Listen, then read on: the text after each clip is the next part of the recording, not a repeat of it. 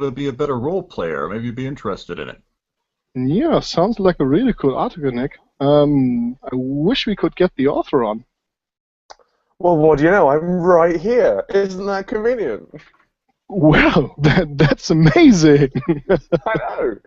The magic of the internet. Hello. Hello. Welcome to the Plot Hook Inn, everybody. Yeah, I've got some great guests here, and I guess another great guest will join us later. As I told you, no ponytail for me today. That's a great relief. Mm. Thank you very much. Thank you. As I mentioned, we are in the beer, Red Bull, and coffee time frame today because Nick is in the US, so it would be right about the right time for him to drink beer, which he doesn't do. It would be, it's 2 a.m. in the morning. Well, great, I said it again, 2 a.m. in the morning, yeah. Wow. So it's 2 a.m. for me, but I'm not drinking Red Bull, I'm drinking beer. And it's, I think, 10 a.m. Yeah, just the coffee next o'clock. day. Yeah, coffee o'clock, definitely.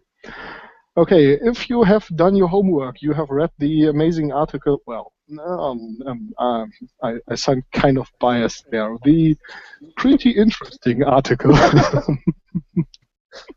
that Grant wrote on his blog, lookrobot.co.uk, and you will find the article 11 Ways to be a Better Role Player there. And as you figured from the intro, Nick linked that to me, and I thought that's a great show idea, and that's why we're all here. So, I guess it would be a good idea to just go through some of the points you mentioned in the article and talk about it a little bit. Okay. To just mention that here, I will encourage you to come up with any anecdotes you have and any, well, let's put it this way, any points where some players for whom you GM'd didn't really do what you wanted to. Okay. I will change the names to protect the incompetent. That's a pretty good idea. Okay, so point 1, do stuff, and point 2, realize that your character does not exist outside of the things you have said. I think that's almost 1 point. Because the things you do and the things you say are pretty much the same in tabletop role-playing. So if you didn't say anything, your character doesn't do anything. And it's really important that you don't just sit around and wonder or talk amongst yourself, but just go out there and do something. Why is that important for a game master? Well, for me, like these two really form, like do stuff is kind of the most important thing that I wrote, I think, in this list, and it forms it's trying to break down the traditional view set up by Gygax back in the 70s that D&D is something which players turn up to and which games masters perform, and there's even if there isn't an antagonistic relationship, the players turn up with an expectation to be entertained and to not have to try. And all these books are about, you see articles about problem players, and we're not addressing the players, and so by addressing the players and getting them to do stuff and to bring things into the frame of the game, that's vital for good roleplay, because it means they're not just talking about doing things or arguing, but if you do stuff, you're changing the world and affecting the world, and you're useful to have around. I didn't really realize until I read your article how many books, articles, and things I have read about being a good game master, and how little I've ever seen about being a good player, and it's a really good topic, worth bringing out a lot more discussion. So that's one of the best things about it. I have been, as a player, somebody who does a lot of backstory material that's mostly for my own head, so I relate to that second point as slightly distinct. I can see why it needs to be thought of, but as a player, I'm somebody who does stuff anyway, but I often have a lot of things that I'll sort of think up that are in the back of my head that don't always make it into the arena where other players know about them for a long time. Eventually, they usually do. And that's the thing. I mean, and you can have, there can be too much, and you can sit and talk about, and you can say, of course, this takes me back to my time growing up in ancient Gomoria, and that's you can bore everyone's butts off, but I think it's better to have stuff that's in the back of your head that you're brewing on and you're making decisions based on, then you can bring that to the fore, rather than having nothing at all, or indeed rather than sending your 12 pages of background to the GM, who then has to read it and then has to try Oh and yeah. try and bend their game around it, and that's just infuriating. As a GM, I actively encourage people to not write background stories because Oh, great. it takes a page. I want 6 sentences. I want like 6 pieces of equipment you've got. I read another piece called "Your Mother's Second Best Sword," which is about coming up with interesting equipment. And if all the background you've got is "I have my mother's second best sword," then that's like 3 games right there. Why does your mother have a better sword? Why don't you have a better sword? What's her deal? Yeah. Yeah, and kind of the whole point of role-playing is to come up with interesting stories about your character. So why come up with and with your character in interaction with the world and with the other characters? So why come up with a story in advance that doesn't feature the world your game master has made up and the characters, the other characters? So why do that? It's It's I'm safe. That's the thing. It's a safe thing to do. So if you're nervous about taking part in the game, then you can establish and say, this is my part of the game, and I know what I'm doing, and I know I'm here. And it goes against every rule of improv, because in terms of improv, you have a vague notion, and then you say, what about this vague notion? And someone else says, oh yeah, I like it, it's this. And then you accept what it is, and you move on, and you build, and you create a great little story. But it's that involves putting yourself forward and being unsure and taking on other people's ideas, and that's a scary thing to do for some people.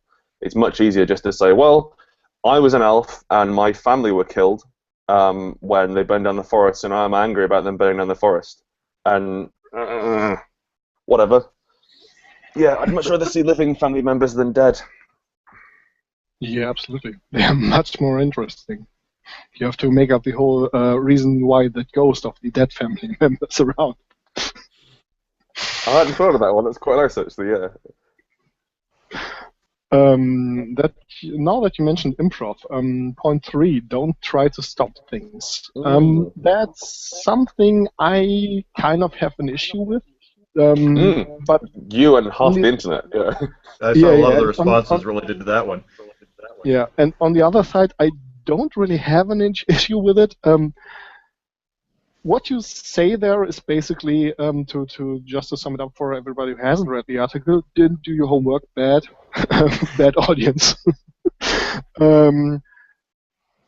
If you try to prevent things from happening, nothing really happens. And that's exactly the point I would argue.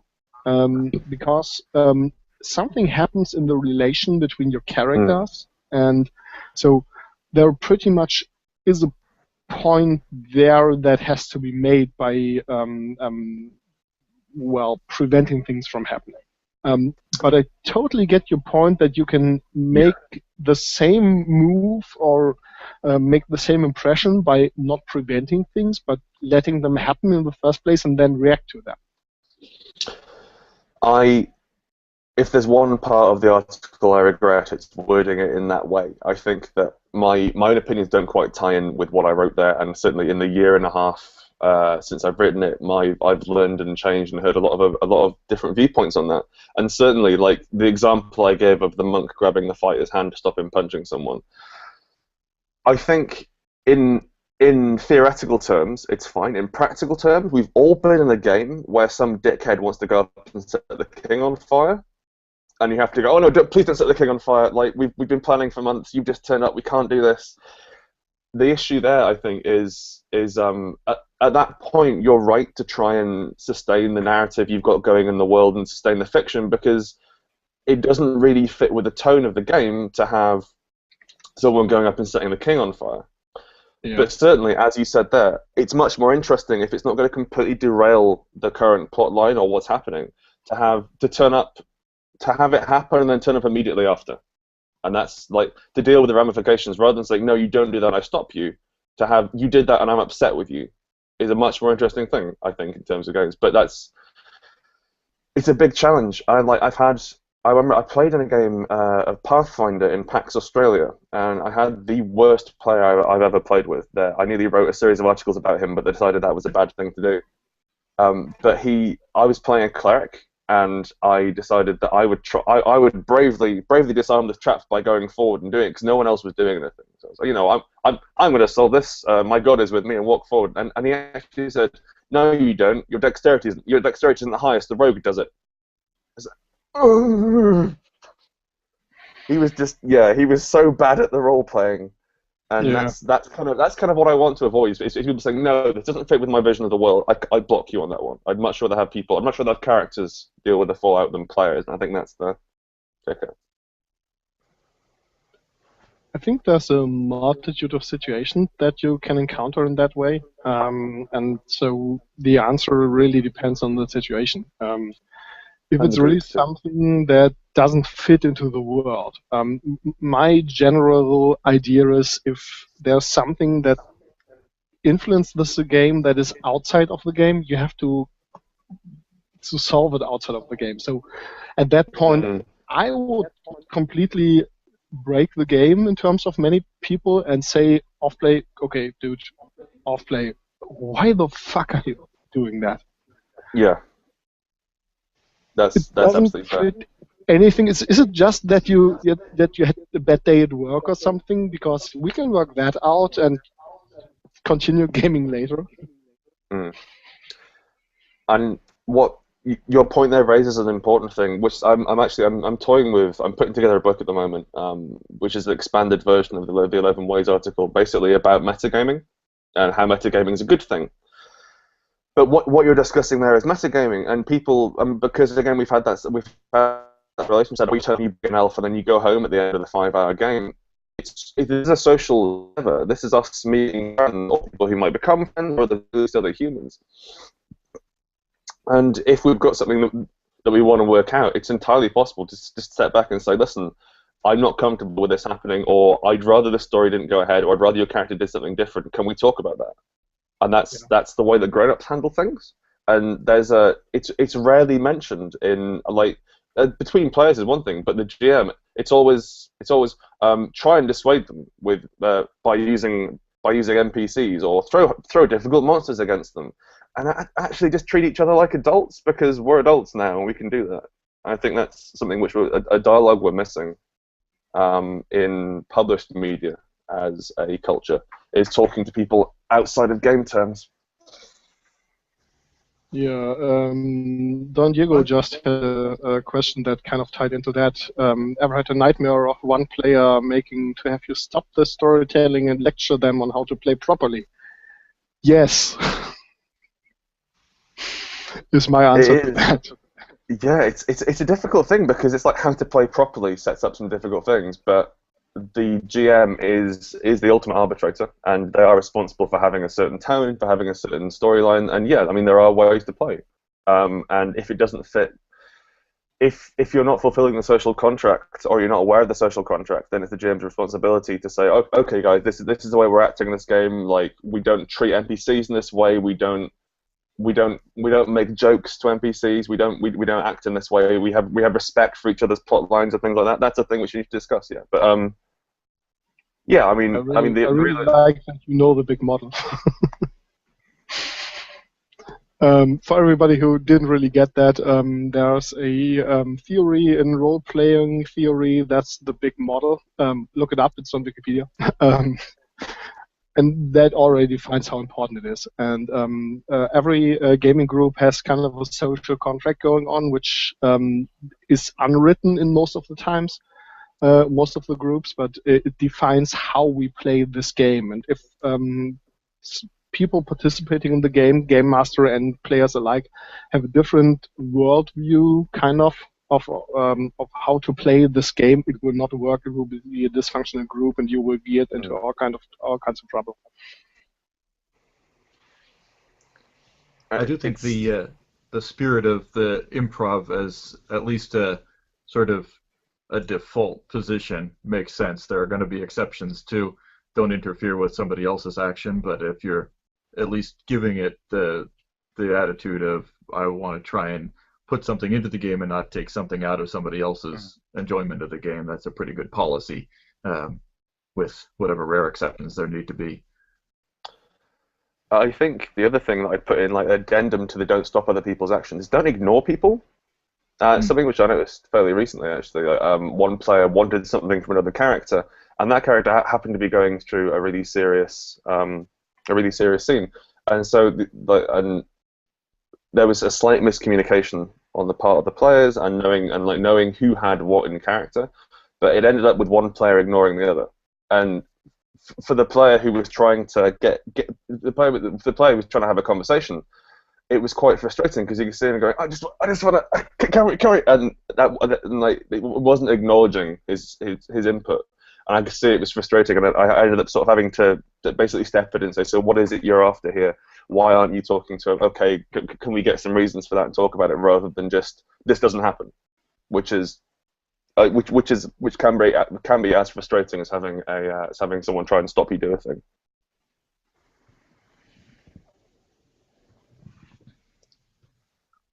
The Okay. huh. Nick. The thing I found that occasionally crops up for me is players, or specifically having one player who is a little bit metagaming, trying to run other people's characters. Ah, Um, so that's just the person who's got an opinion about everything everybody else is doing. Um, that gets aggravating, to say the least. mm, But it's you sort of have to sort of step out of the game momentarily and just try and establish some modicum of respect amongst people who are playing the game. I think that's point 11 on your article.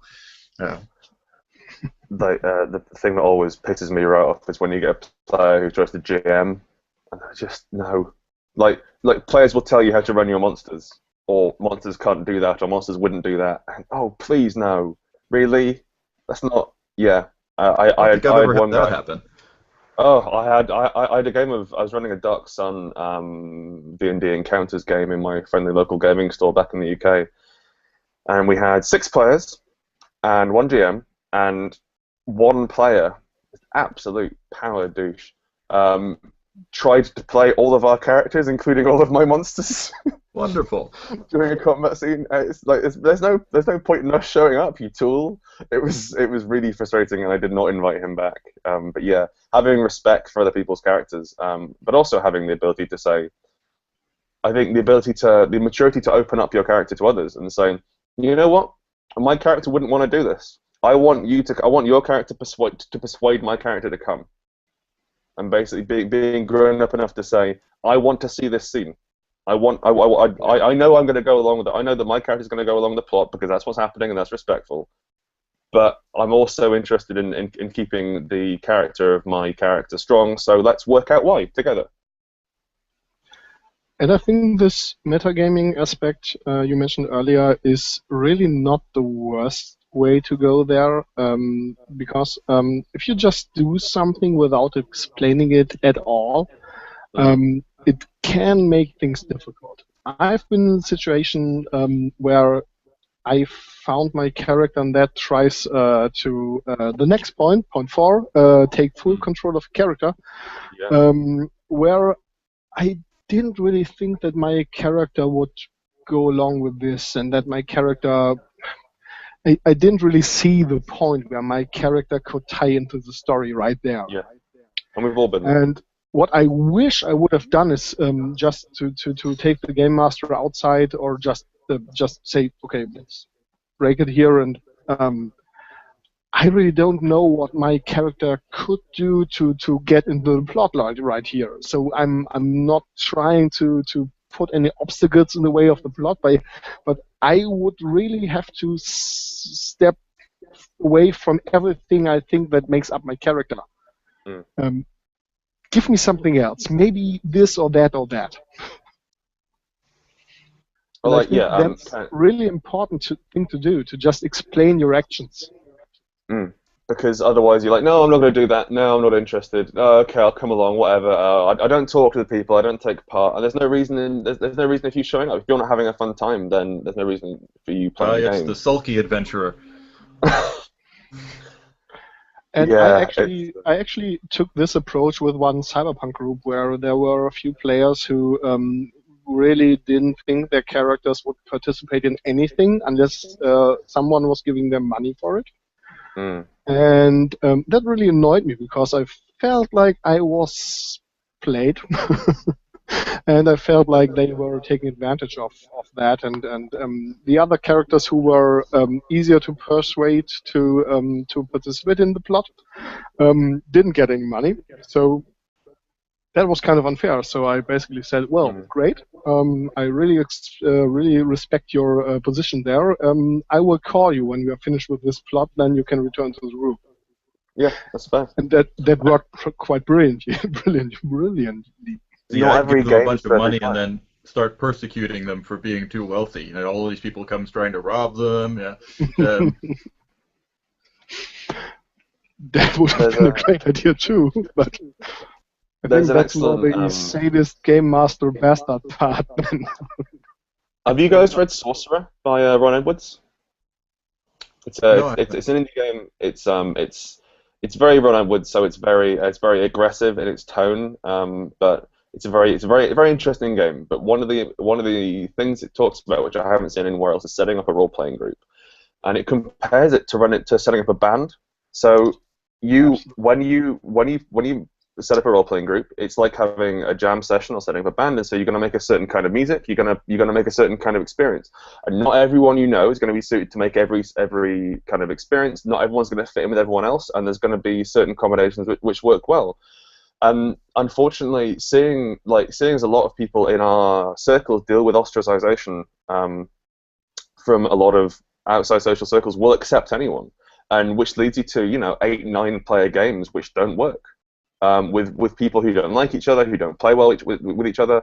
You have these massive overblown adventures which go on, and that's kind of why the standard conceit of Dungeons & Dragons is a 7-hour game in which no one really does anything.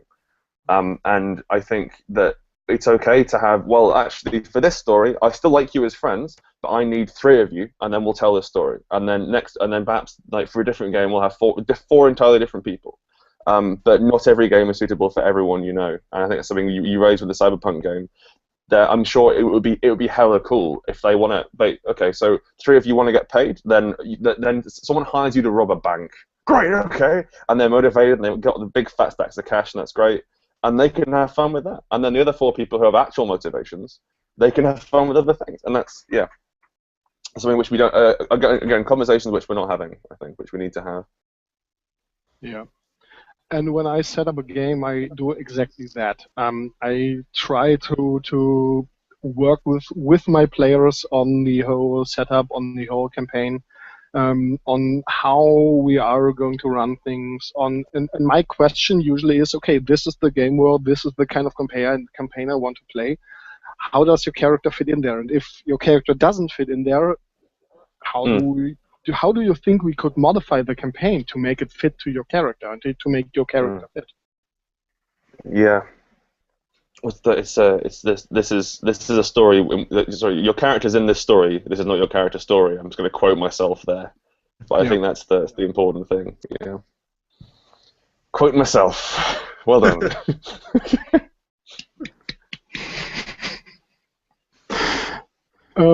I think that's absolutely okay. For everybody who hasn't read the article, bad audience member, the point we're talking about is take full control of your character. My character wouldn't do that. It's a boring excuse to quote Grant, which is usually done here. It's pretty much a refusal to participate in the plot. And if you ever use that excuse, I would actually say provide an alternative. Okay, my character wouldn't do that, but... Yeah.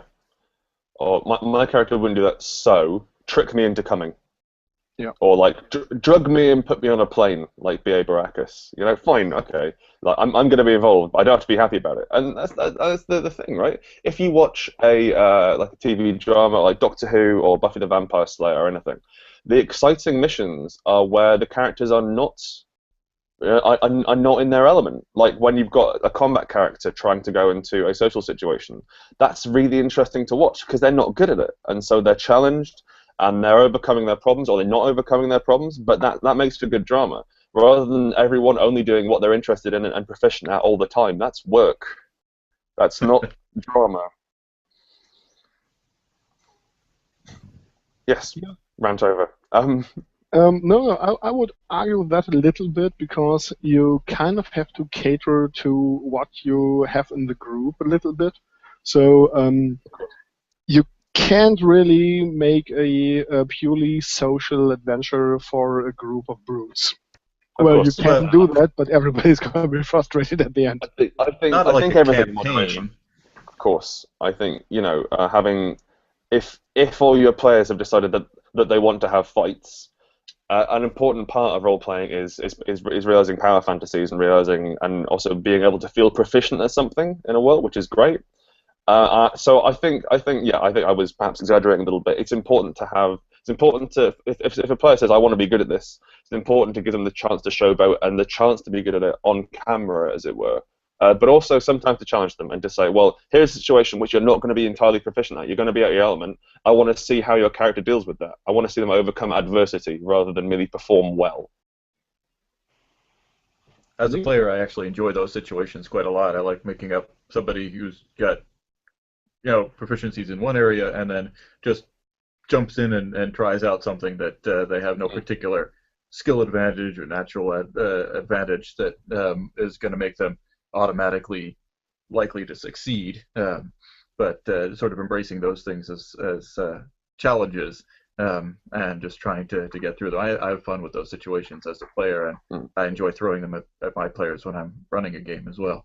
I think if you've got a group of thugs as your basic character gang to begin with, then by all means you have a campaign which gives them plenty of opportunities to bash their way through the world. But periodically, having them just drop into a situation where they suddenly realize that they, for whatever reason, cannot or should not use that particular approach, having them suddenly stumble through social graces in order to learn how to be polite or try to charm their way into somebody's influence. It makes a good interlude at the very least.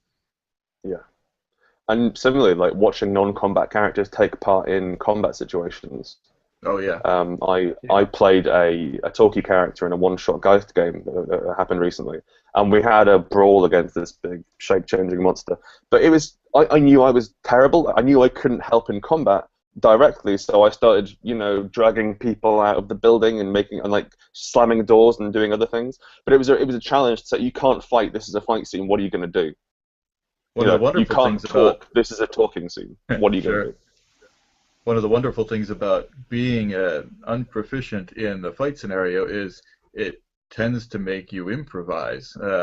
If you're really, really good with a sword and you get into a fight, guess what you're going to do? You're going to fight with your sword. If you're not good at fighting with anything, anything can become your weapon. It doesn't matter. You're not better with this than with that. So suddenly you start thinking of how to make up an entertaining scene, or sort of desperately looking for whatever can give you some protection or do some damage. You start throwing wild objects around, and it makes a more fun and entertaining thing than a guy who always brings out his sword and always does a really good job fighting off things with his sword.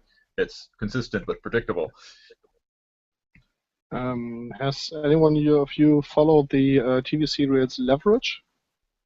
I saw the first episode. Okay, the basic premise is that they have a setup that is really, really close to most role-playing games. Every character is really good at one thing, maybe as a secondary thing, and in the later episode they start to change things, and one of the characters actually mentions, I really like when we switch roles. It's really fascinating to see how the Brute, for example, which is one of my favorite characters for reasons, he needs to be a teacher in an all-girls school, and so he basically teaches them jujitsu. And there's this really brilliant scene where he teaches the girls some kata, and then he's like, "Come at me!" And this group of schoolgirls just storms and rushes him over. Brilliant scene. I think that's a really, really good way to put it. You have to make the style of your character work in a totally unfamiliar situation, and that's really interesting. I think actually, yeah. I think you've hit on a very good example there. In that the muscle from Leverage is using his strengths in a way the viewer wasn't expecting, and that's the thing. Like you need to find esoteric ways to use your character's strengths. So if the only thing you're good at is fighting, then you can teach them fighting. And if the only thing you're good at talking, then you can talk your way out of a combat situation. But you have a certain number of levers you can pull as a character, and finding places to jam those levers into, like crowbars, and then try and break open scenes is part of the fun. Yeah, definitely. I think that goes back to don't try to prevent things, and that goes for the game master as well. Yeah. Don't So, make yes. it difficult for players to do something unconventional. If you really think it's stupid, it really doesn't fit into the game, okay, go for it. But don't try to stop things just because you think they are stupid. Just leave them a little wiggle room and try to go with it and see if it really doesn't fit. Yeah, you're always better to say yes, in my opinion. And there are certain ways that you say, well, no, actually, it doesn't fit. Or can we change it so you do this instead? And I suppose it depends a lot on the tone of the game. Like Shadowrun, which I make no secrets about really disliking, that has a very straight, dry rule set. And like it is a game of tactical optimization and buying the correct gear and going in at the right time and doing all the reconnaissance. And so there is an element within the fiction and within the narrative and within the rules of punishing players who make decisions that are in your head wrong. And there's an element in the game of learning the world and the GM and learning, oh well, this is a smart decision, this is a stupid decision, and then maybe staying alive for long enough. So that's why I don't play Shadowrun. I think that for me, I find it quite boring because it becomes an old school thing where you're essentially trying to second guess the GM, who is God. I don't want to try and second guess God because that's no fun. But I can see there's an awful lot of there's a lot of room for saying, okay, no, that doesn't work and it's stupid. But I think your actual point is let players do it and then let them fail or let them succeed interestingly, rather than saying, no, you can't do that. Stupidity can be highly entertaining. Indeed. Every single one of the games I've written is based on that core conceit. Yeah, watching goblins die is great fun.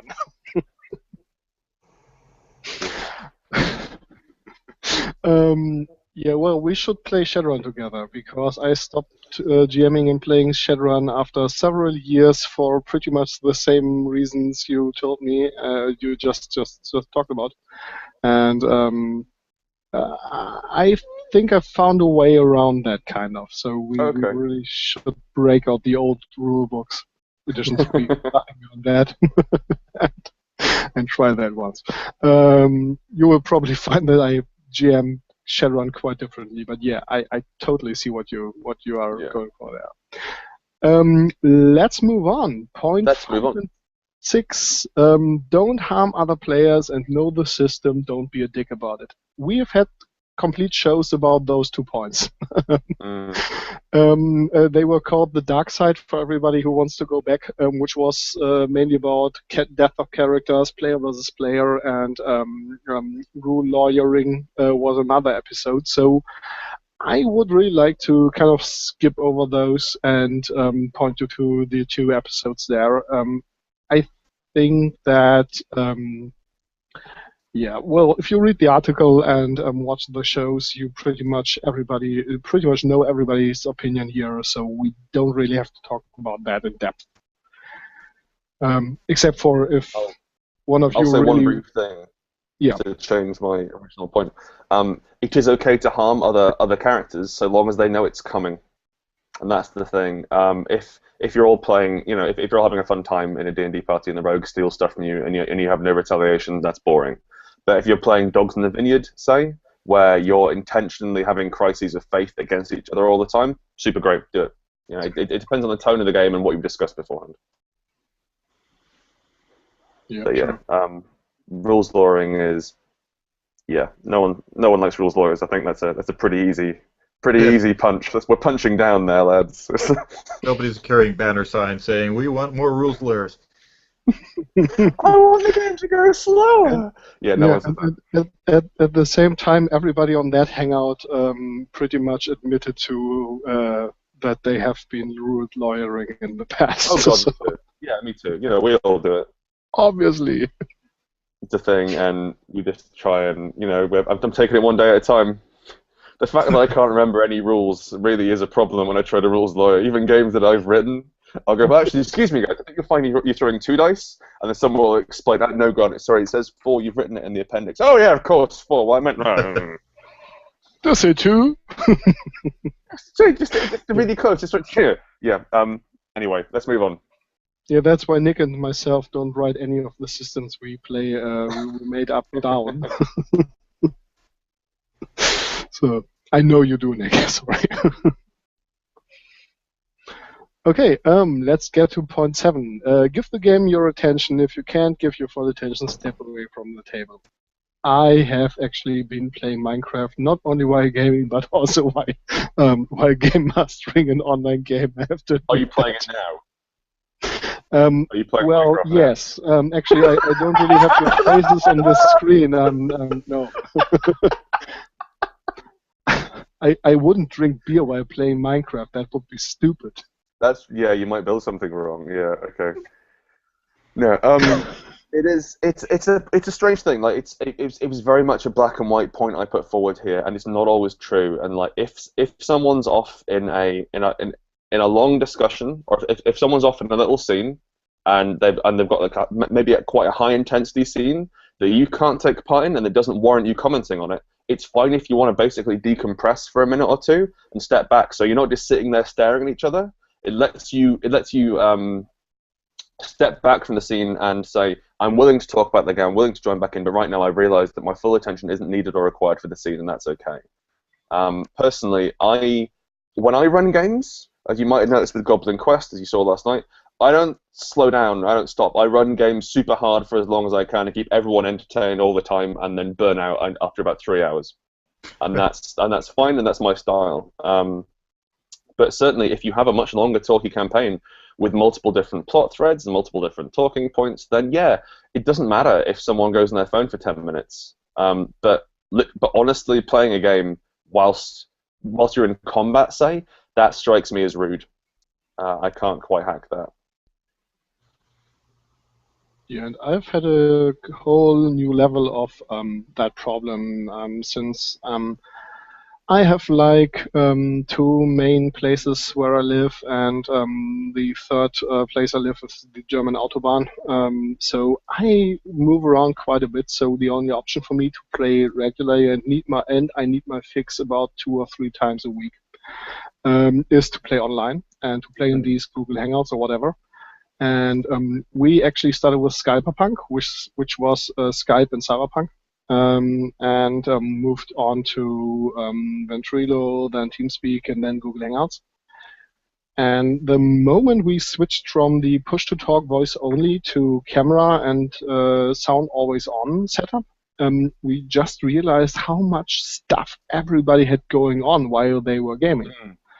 So I'm just gonna One of my friends constantly had his low teenage years daughter lingering around, and and by now you pretty much know that my girlfriend will call somewhere between 10 and 10:30, and I will just be out of the game for 5 minutes or something.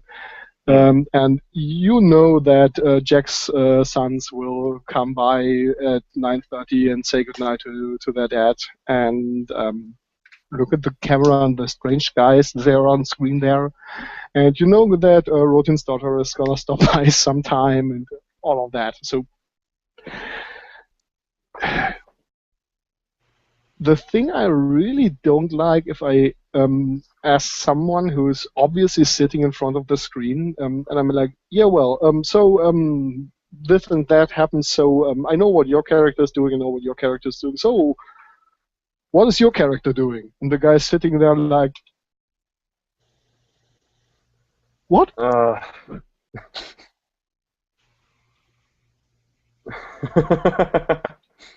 Yeah, it's tricky, and I think again, it ties into the way that players turn up expecting to be entertained, and if they turn up expecting to take part, then you have a different contract.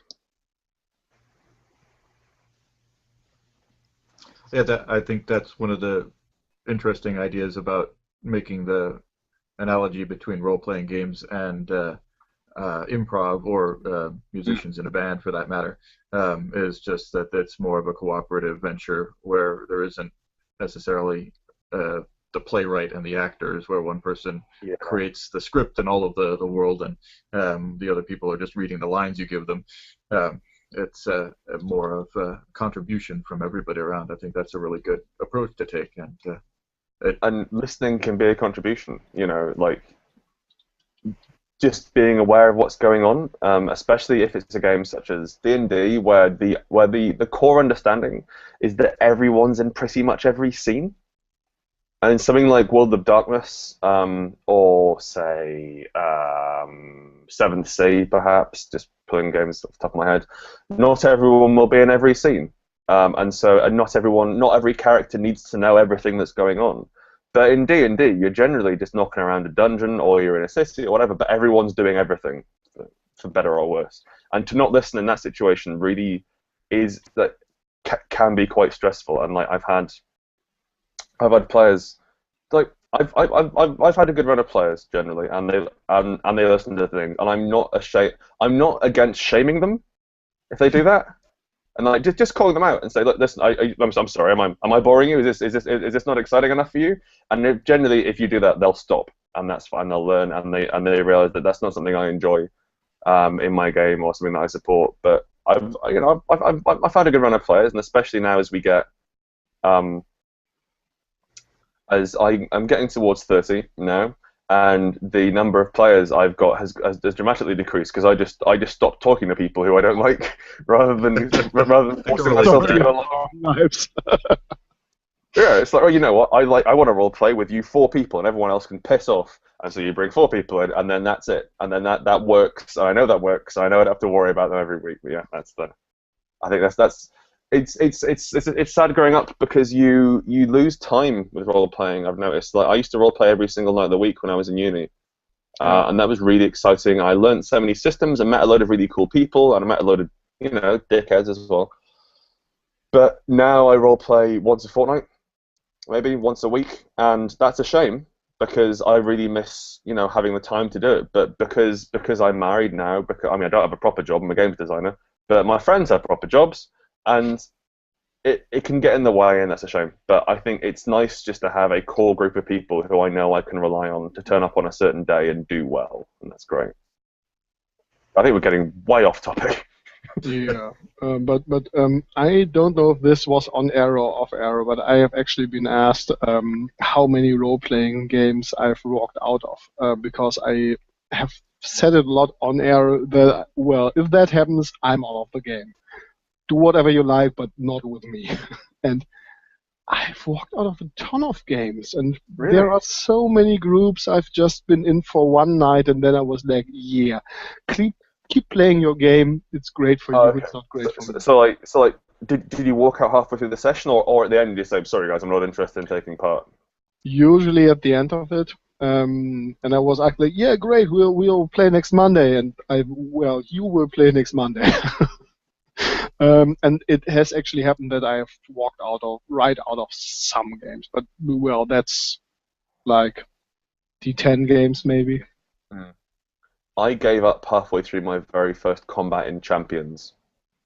It's a superhero system, and when they were playing, I was like, yeah, okay, this is good, all right, yeah, I'm getting this. And the character creation was so complex. I had to give my GM a brief, and then he ran it through some spreadsheets to make the character for me. Oh, dear God. It's a 5-page character sheet, and I was playing Joan of Arc reincarnated as a flying superhero. And at the end of round 2, I think each round took about 35 minutes, which is a problem. And then we had to track exhaustion to see so this action cost 17 exhaustion, and I have 30 exhaustion points, which means if I do it again next turn, I'll be at -1. I'm like, fuck this. And yeah, it's just guys, have fun. Really have fun. It's not my game. Thanks. I'll not be coming back. I will take part in the rest of this combat. But awful lot of games that were written for pen and paper that seem to have been designed for a computer to track all Yeah, those things. yeah, like Scion or Exalted. Let's keep bashing systems here. I really hate D&D. Yeah? Which All one of in them. particular? And All of AD&D them. and everything. I really hate it. I hate the premise of it. But that's a topic for a whole different hangout, or maybe a rant video. Wait, you hate An hour and a dragons? half. Or just Is I it dungeons? hate dragons or I hate dungeons? dragons and I hate dungeons. Oh, okay. And Jeez, I hate going some advanced sacred cows here, man. for that part. Okay, let's try to get back on track a little bit because Yeah. I really want to talk about point 8. If you make someone uncomfortable, apologize and talk to them. And I really think this ties back into the social contract aspect of the game. There are certain elements of the real world of storytelling that I will shy away from, and that will not be part of any of my games. And I made that decision for a lot of reasons, and if you want to talk about it with me, bring an evening of time and about 24 beers, and I will explain it to you, but these things will not be part of my game. Mm. And I think that's absolutely fine. I mean, this isn't.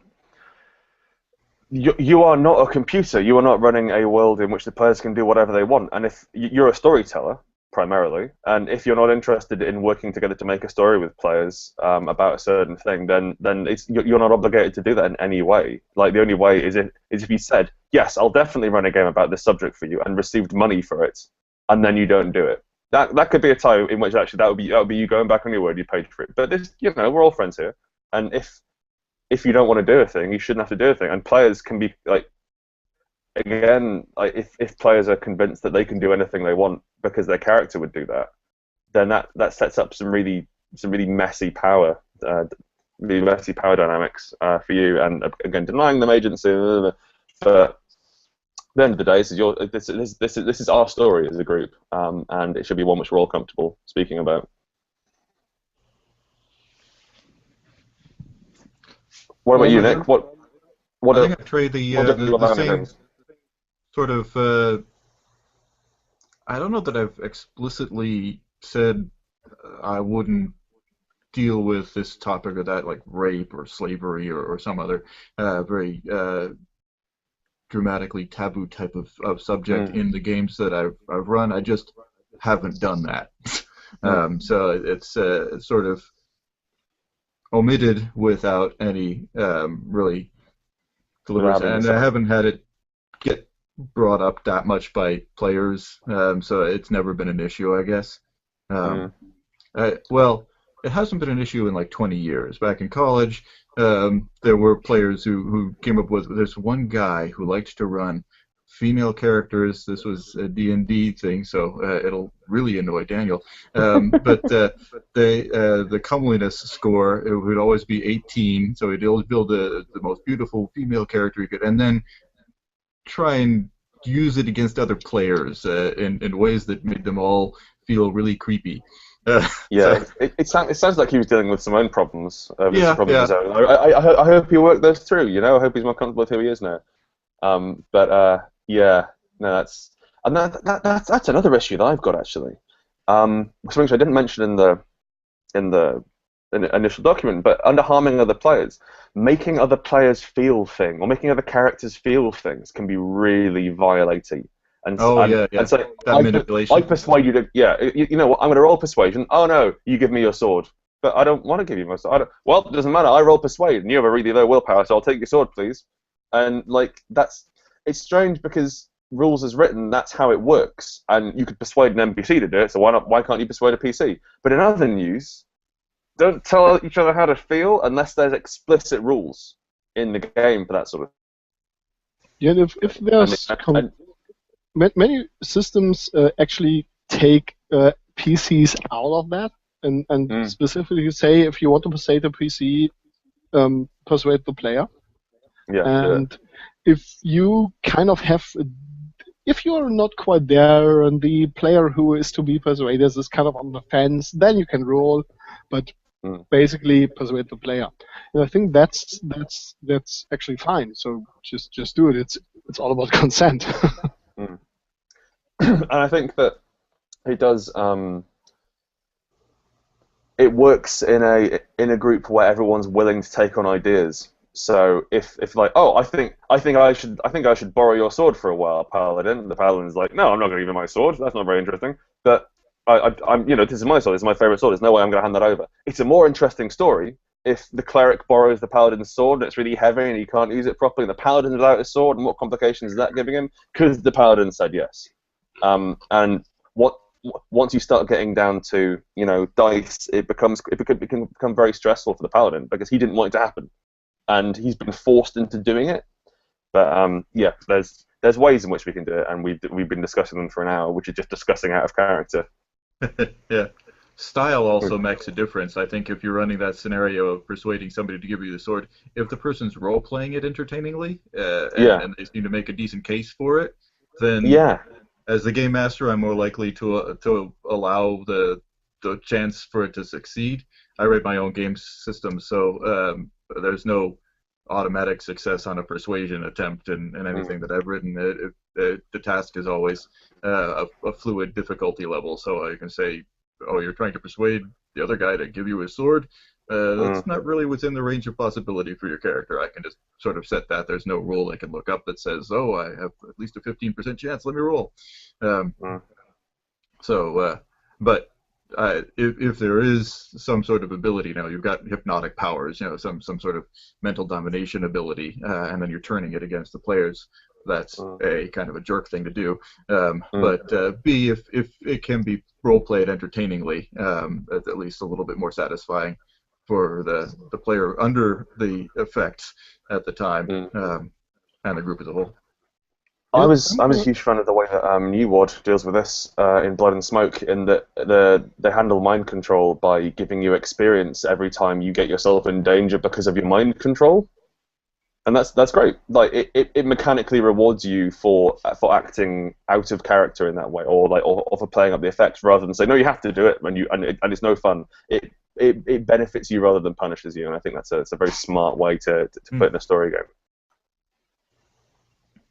And I'm gonna quote something that is pretty much well known in the swinger scene. It's everything can, nothing must. So yes, if you agree on doing certain things, the thing you mentioned in your article, Grant, is that nothing fucks anything else, and I'm quoting you. So, pardon my French, Grant's French, well, whatever. And while I really get what you're saying there, at some point I was playing with a group that had my ex-girlfriend at the time in it, and our characters did it, and 3 days after that she wasn't my ex-girlfriend anymore. So well done. Thank you. Congratulations on that. Your game is strong.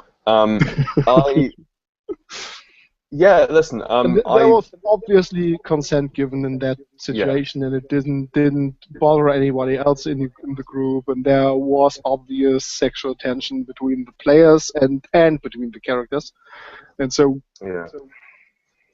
I think that's the thing. Like cases where it was pretty much. And that's fine. And similarly, like I start every game with a nothing fucks anything else rule. And then generally, if it's a good group, we can relax that. So like, if you're interested in telling a story about relationships, cool. And like one of my I'm running 13th Age every other weekend. One of the PCs is in a relationship with an NPC, a sexual relationship, and that's fine. We don't go into full penetration or anything. We fade to fireplace is the line. Absolutely. And he's a pirate, so it's really dangerous to have a fireplace on board ship, but he deals with it. But I think for every example of two people who are totally DTF getting it on in a game, there are hundreds of examples of one person who's down to fuck and one person who is not down to fuck. and it's, oh yeah, my character really fancies your character. Oh, I'm gonna touch her up in a bar, and that's really uncomfortable on a lot of levels for your other person's character. So Kick just that having asshole out of the group. I'm sorry. yeah, and Just boot them I out. think that having okay, no one like that's not going to happen in this game, guys. I'm not interested in telling stories about that. It stops that happening before it starts. It lets you have a group where people aren't worried about saying, or if I go off with this character, am I going to worry about is am I going to end up in an uncomfortable situation? I've said as the GM, this is not going to happen, and I can effectively cock block the entire game. Then yeah, I think that's a smart way to do it. But yeah, there are certainly, I mean, there's entire games about sex. Monster Hearts, that Neon Genesis Evangelion one, where you play teenagers who get off with each other to power giant robots. It's a Bliss stage. That's it. Like they all look like very interesting games. Apocalypse World as well. They look like very interesting games, and sex is a part of them, and that's fine. And their games about sex. But there's groups I would not play Monster Hearts with, and that's most of them. Yeah, let's face it. Most of the role-playing groups are a total sausage party with What? really not that attractive geek guys in them. Quite aside from how good looking they are, like it doesn't matter if it's the best looking guy. If I'm like, listen, my character totally porks your character, that's quite an uncomfortable thing to have happening, for me at least. And like, I've got to know them super well to have that happen. And then if I know them too well, it's like, all right, well, we're best mates now. And I think it's better if my character has full sex with your character. So, okay, are we going to talk this through? Somehow, without having your explicit rule, I've never had that come up in any game that I've ever played. So, and I think that's testament to your skills as GM in picking groups and also tacitly enforcing a social contract, and that's great. I've had it come up very rarely, and generally just by frowning at people, you can stop it. So like. If you get a horny dwarf and the dwarf's like, oh, I quite fancy your legs, you just come on, stop it, and they'll stop that, and they'll dial back the saucy comments to, oh, I really like your hair, or you're quite good at sword fighting, or whatever, and that's fine. But yeah, there's levels, and you can generally enforce it by frowning. Don't be creepy. And that's not just a rule for role playing. Yeah. If you are being creepy, not being creepy. Stop it. And it's very difficult for people to tell when they're being creepy and they think they're being normal, and then we need to, as a group, say, hey, you're waiting people out. Can you stop doing that? Anyway, we've got a full 2 minutes left. Well, I think this is going to be a long one, so we've run a little more than 2 minutes left. I've got a viewer question there, Paul. I've seen your question, but I really want to get through these talking points. Point number 9, be a storyteller. I think we can almost skip that, can't we? I think that it's pretty clear what I mean. And every story game worth its salt already makes you do that. So yeah. And the game master is not the only one telling the story. It's cooperative storytelling. You're all doing it together. Give hints, give ideas, try to find points for your character to interact, find points for your character to interact with other characters, maybe explain your motives of play if you need to, and try to tell a story. Some groups differ, and that's okay. And like some people really dig on having a big map and a big mystery and a big adventure to go through, and try and uncover this strange world and go and pick through the GM's brain, and having like the old school D&D thing of I tap every tile in front of me and I check the walls for traps. Some people dig that, and that's cool. I don't want to say that they're bad for doing that, but however, I don't ever want to do it. I don't ever. It's not cool, but it's fine that they are doing it. I think it's worse than what I'm doing, but I don't think it's wrong. How about that? Yeah. Yeah. Okay. I think it's wrong. Bad, wrong fun, man. Bad, wrong fun. Yeah. Well, there's nothing against the game I don't like. If you like it, just do it. Yeah, that's fine. Have fun with it. Okay. If you want to be a creepy rules lawyer, who is there now? Okay. Number 10, embrace failure. I really love that one, and I think that's one of the points that really goes back to us as game masters, because to embrace failure, you have to take the edge of failure. Because if you really face it, I think we are all old enough to have failed some really, really, sometimes really, really bad and really, really miserable. And it wasn't that bad after all. It at least made a good story. It may have felt like the worst thing in the world at that time, but in retrospective, it wasn't that bad. So if you can take the edge of failure a little bit, and well, make your players comfortable with the idea that they might fail at a point or another, I think it really helps them embrace the whole thing.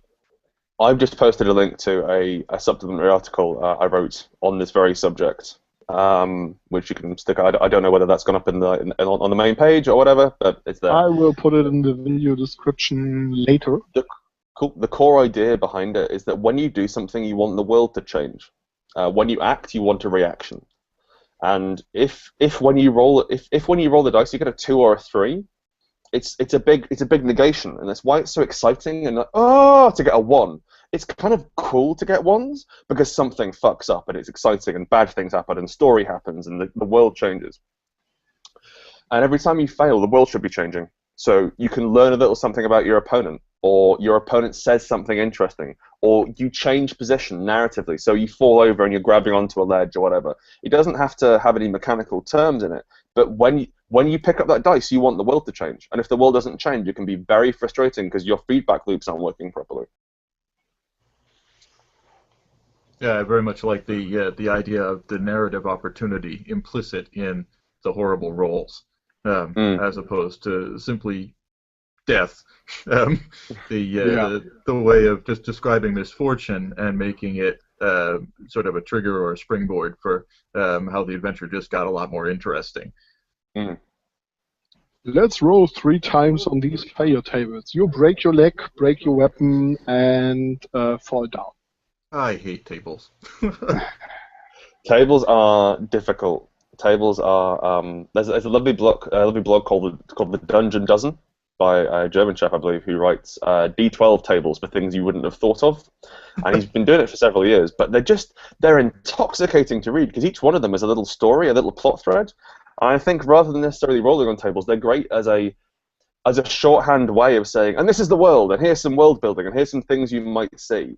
And it's quite a good way of, without doing the old World of Darkness thing in burying it in 40 pages of an intro story, actually having a very brief form of here are some things that here are some game relevant elements. Super cool. Huge fan of that. But yes, actually forcing people to use critical hit tables? Yes. Nope. No time for it. Yeah. I guess like tables as a starting point, and solely as a starting point. For character creation. I roll the table. If I don't like the result, skip it. Use the next one down the line, or just roll again, or whatever. If the element of randomness in your game is really great for the game, it's really enriching, but you have to limit it to reasonable amounts.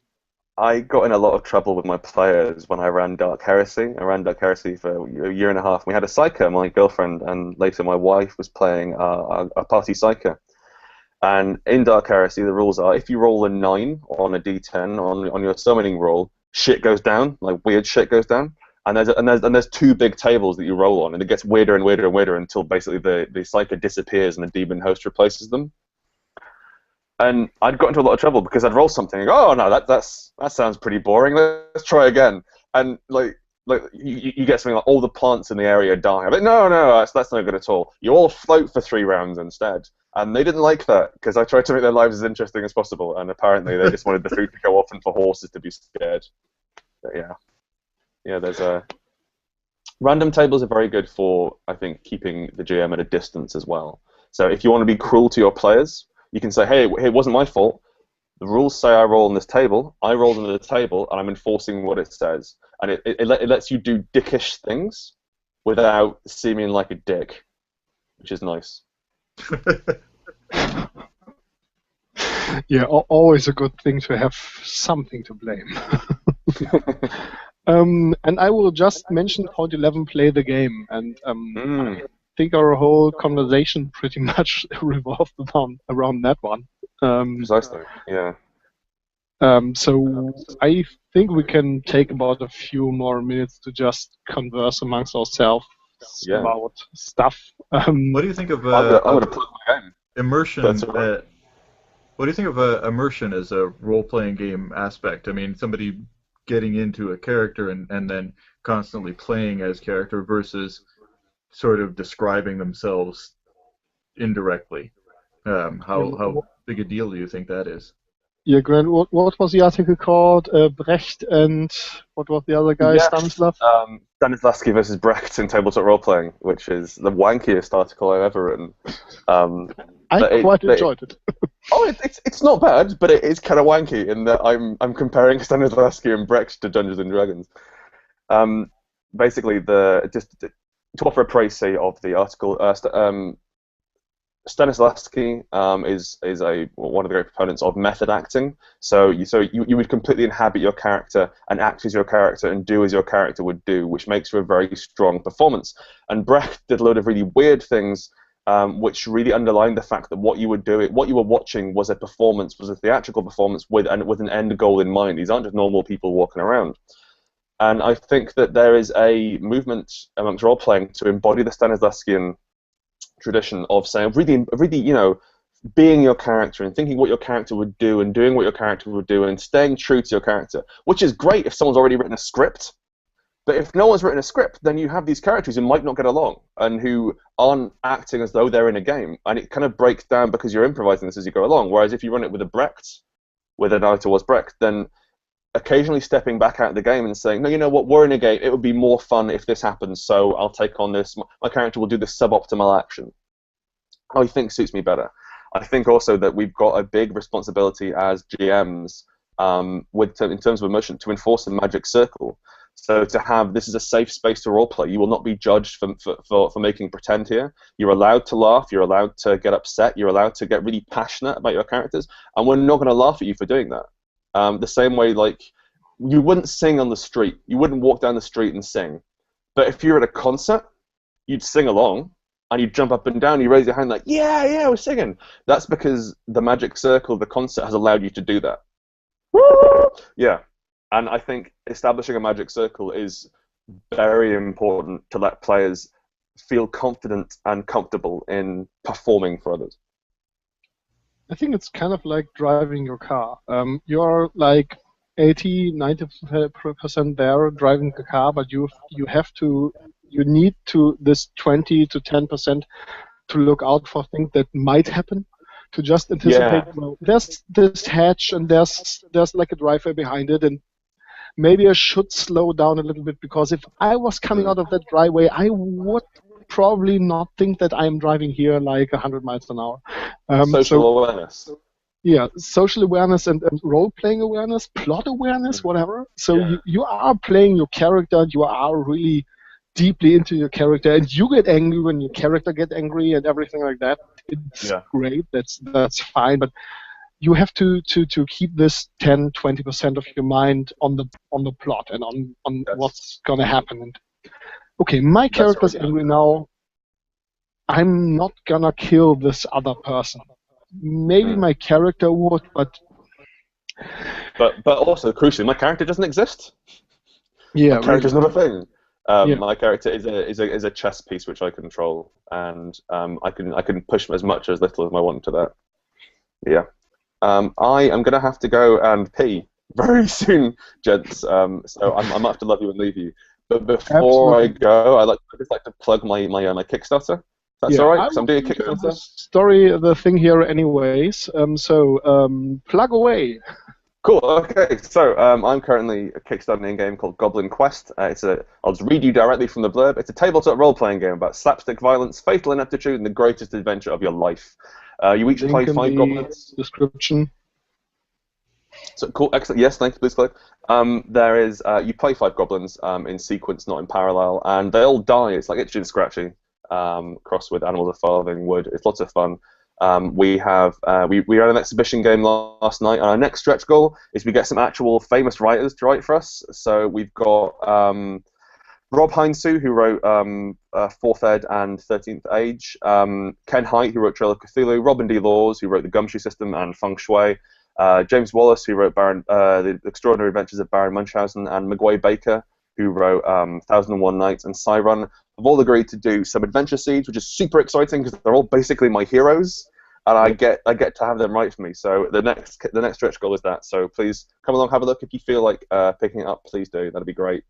And thank you very much for having me, guys. This has been a lovely way to spend a Saturday morning. Thanks for being here. I really enjoyed the game you put online, and I will put the link to that in the description too. So everybody should check that out. And you've got fairly well on the Kickstarter, to say the least. I think you want. I'm not doing badly on the old Kickstarter. Yeah, that's going. Okay, honestly, I didn't think. I wasn't sure whether it would fund, and I was like, okay, listen, if it hasn't funded after 2 weeks, I'll take it down. I'll just cut it. I'll cut my losses. And it funded in 4 hours. And then it just kept going up from there, which is great. Like, it slowed down obviously after the first couple of days, but yeah, we're just over halfway through now, and we're 500% funded, which is great. Which is just super exciting. Because it's Kickstarter, not all that money's going on my pocket, obviously. Like, most of that's going on production costs and getting the books out and things, but mainly art as well. Art's very expensive, but it's a really lovely opportunity to be able to, like, people, these writers and artists and designers that I love and super excited about their work, to say, hey, come and work for me, do this cool project, and that's a really great thing to be involved in and to run. So now's the time for people like me to just jump in to get the rulebook. Yeah, jump in feet first. Now I'm going to go because I have to go to the bathroom in a very serious way. But thank you very much, gents. Hopefully we'll do this again at some point. All right. Grant, I will invite you to a hangout, kind of an after show after you're back. If you want to come, fine. If not, too. Cool, yeah, so that goes on to the audience too. Okay. Cool, okay. So that one goes also to the audience too. If you want to come to the after show, we'll post a link on this thingy here, or follow me on my personal channel, I guess, on G+ or on my personal account. Nick, anything you want to plug? Nope, I'm all set. Thanks. Okay, so this is first. I actually know pretty well when the next show is going to take place and what topic it will cover. So the next Plot Hook In will be on Sunday, October the 19th at 3 p.m. Pacific, probably, but please check out the event I will put up. And it will be about HEMA. That's historic European martial arts. That's sword fighting and everything else, for those who don't know. And I will have some pretty amazing guests, hopefully. And there are 3 of them, and I'm fanboying over each one. Cool. So, if you're interested in HEMA and how it influences the style your game master, how you run your games, how you see role-playing as a general, tune in for the next Plot again on Sunday, October the 19th. So, you can follow me on Twitter at EvilDanWallace, or on, I almost said Facebook. I'm not on Facebook at all because I don't like Facebook. But you can also follow me. You can also follow me on G+, EvilDanWallace there, and obviously follow the All for Geek Alliance on Google and G+, and on YouTube. Also, if you want to talk about role-playing in a general sense, come to the Geek Sunday forums. And I'm sorry, Paul Gregory, that we didn't get to your question. Sorry. Okay, great. So, see you next time, and bye.